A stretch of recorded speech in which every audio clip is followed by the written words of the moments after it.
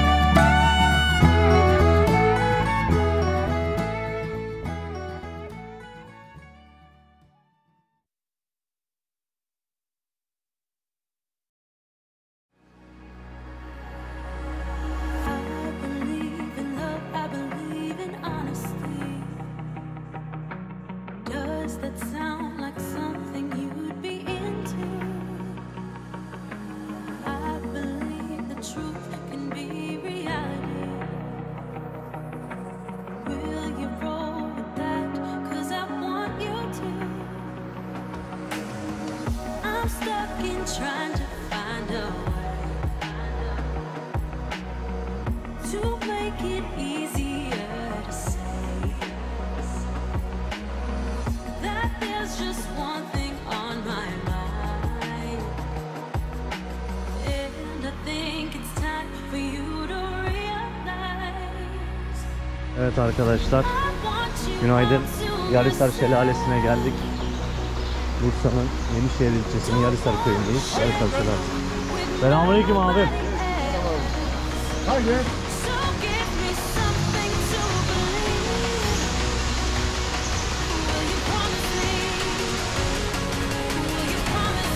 Elin kurtarıyor, gel.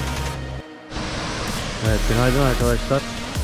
Bursa Yenişehir Yarıser Şelalesi. Şelalenin devamı Güneyce Cennet Kanyonu diye geçiyor. Güzel.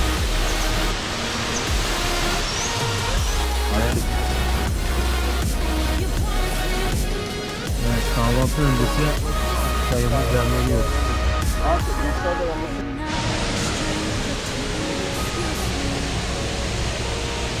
Once or twice, I expect them. I just wanna know what your truth is. Will you be the one to break me out of this? I want you all to myself. Don't wanna share you with nobody else. So give me something to believe. Will you promise me? Will you promise me?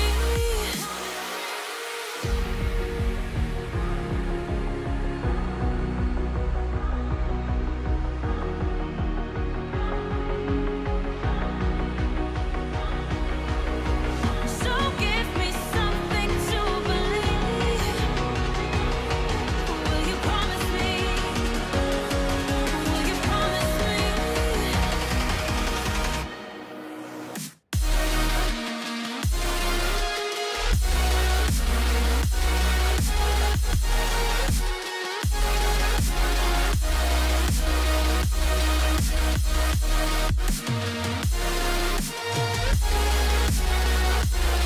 Will you promise me?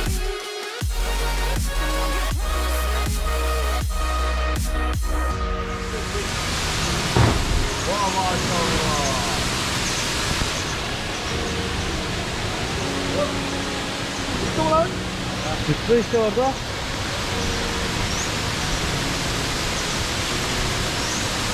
Adamlar serinlemeyi biliyor ya.